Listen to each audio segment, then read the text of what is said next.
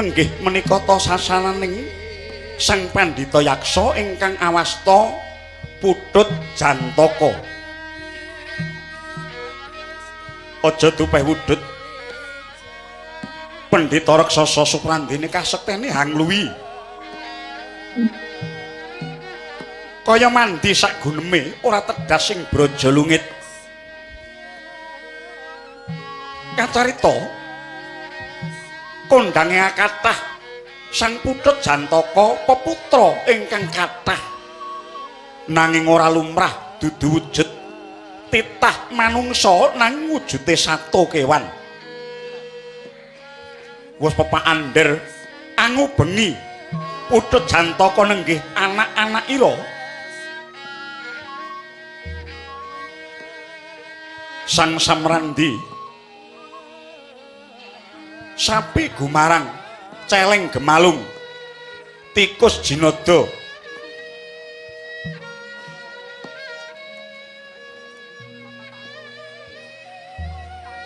dhateng kantun Sang Gajah Malabah miwah maksih kathah sadaya kewan-kewan gegremet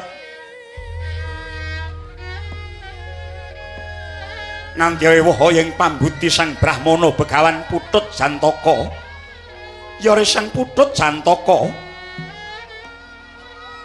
labet kinupeng anak-anakira ingkang nandhang kaliren datanan tuk tetedan dadi mangkono pating brengok nganti kaya mbrebeki kiblat papat.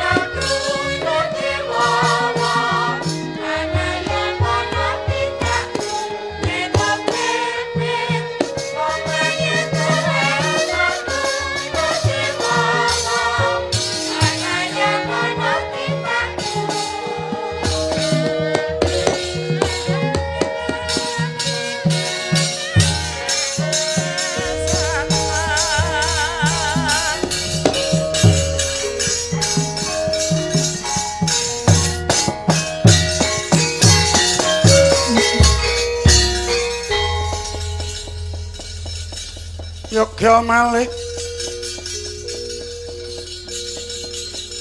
karya palupi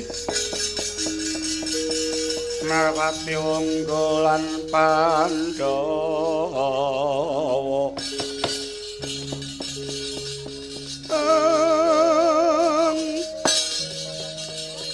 Tarakata angi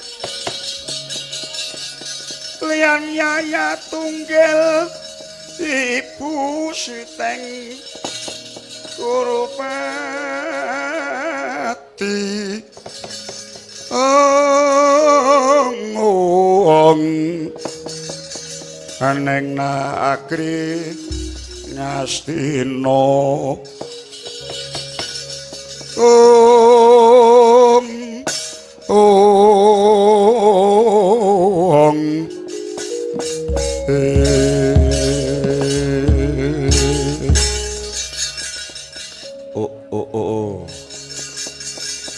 Dong wilahing Mastuna sidam sekaring bawana langgeng Anak-anakku ngger kowe aja padha nangis ngger. Aku ngerti yen to ing kene garing ora ana tetanduran ingkang dadi pepancening pangan. Apa aku nek ora madang aku kaliren. Apa aku mengko yen ora mangan suket. Ora nyenggret gegodhongan aku bisa teko pati, Bobo. Wah wis. Ngeliye neh, ngeliye.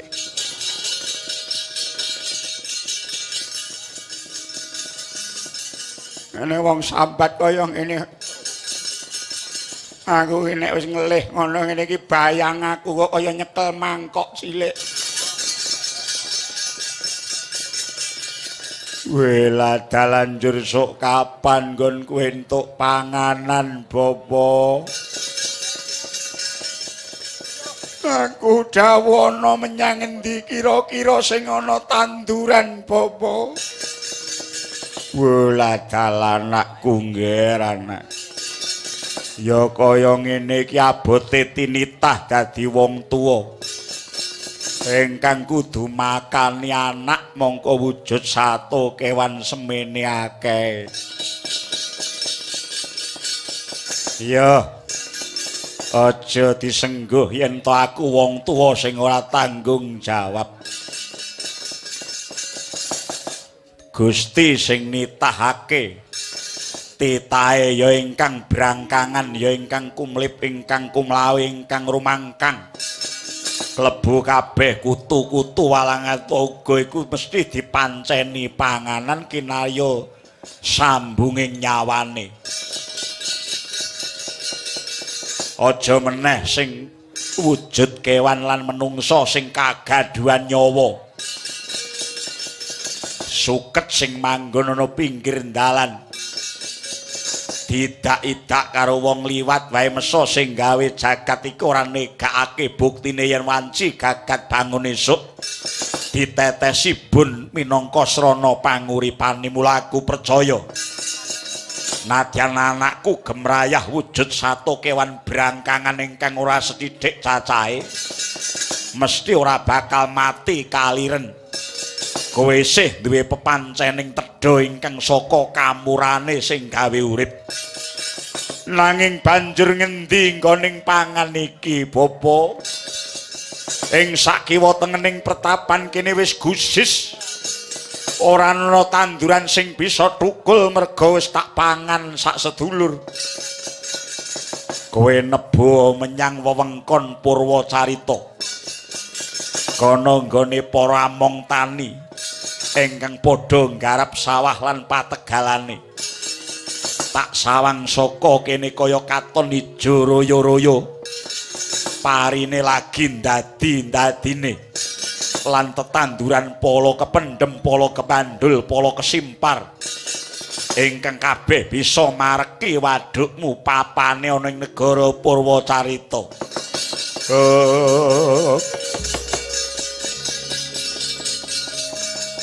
Pandhita Kinarya Wangsit pindha kumbangi sepa madu sarine tawang yen ngono aku njaluk pamit aku njaluk pamit aku yo njaluk pamit mara kake budal metu dalan wetan.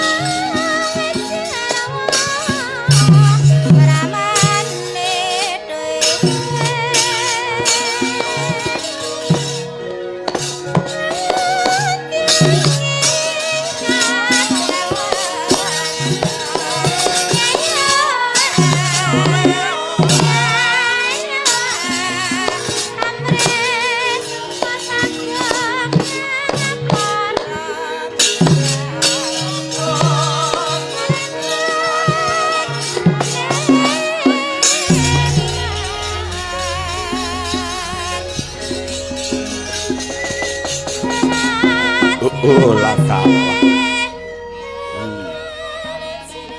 Anakku nggih anakku ya.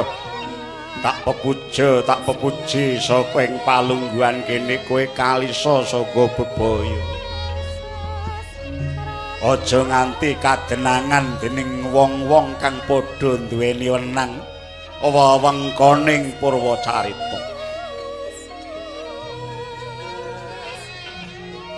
Nggonku tinitah dadi pandhita iki ora kendhat mung tansah semedi maladi ning aku nyenyuwun marang Dat Kang Murwengkat. Nadyan to anak-anakku ora lumrah menungso nanging ideping tekadku mbok menawa iki dadi dalan ketrimaning tapaku.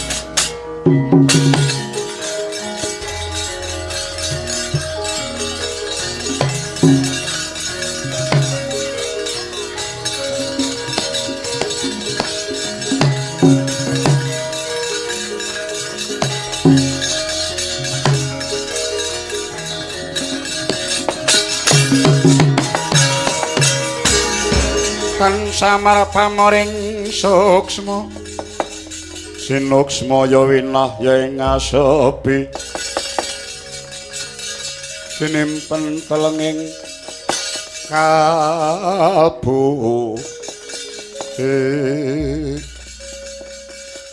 iki piye Kyai Semar lah niku kok semonten kae biyo celeng goteng rusak tales mbili mbote remuk bubuk kaya ngenting blasah biyo kae tikuse sawah pirang-pirang ngoten niku ngantek muntesi godhong pari ambyar buyar kaya ngoten niku mesakake wong Karang Pedesan pancen nggih wong tani niku jan pun mboten bejaji pengasilane wadene sik dibleki regan sing kaya ngeten tandurane pangan ngomo Den prayoganing laku kepiye aku ora bisa nyirep semono akeh ndrebolo kewane nganti ewon cacahe Kyai ngeten mawon kula kok eling nek bapa sampeyan iku duwe klangenan cantrik loro jenenge Wayungyang kalih Candramawa mangkono ya niku mawon mang celuk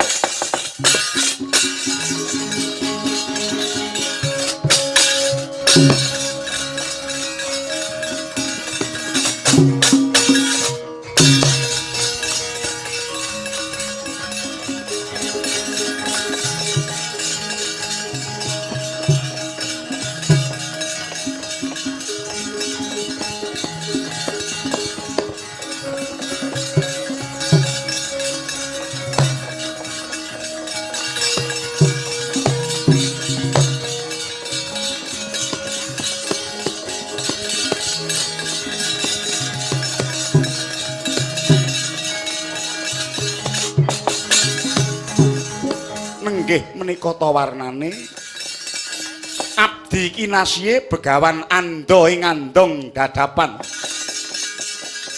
anenggih sang cantrik Wayungyang lan Candramawa bawane wis nampi dawuh kinen nyirep anane ngama sigra triwikrama dadya segawon Blang Yungyang miwah kucing Candramawa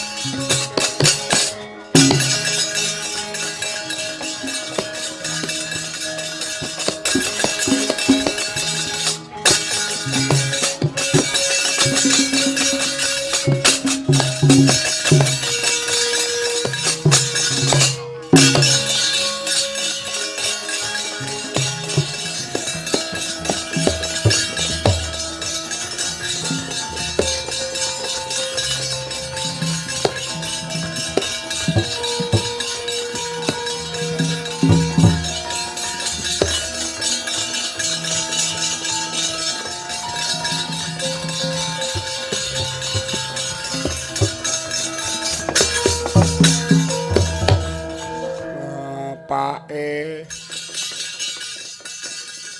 Aku ngelih neh Pake. Aku keluwen Pake. Ana nggon tandurane wong Adibaya. Saiki hawane wis panas aku wis ora krasan ana nturi. Kono wis enek sing nunggu Pake. Kaget tudon aku golekno pancen pangan liyane nggon kono kuwi ya Pak. Wela dalan nyingkira.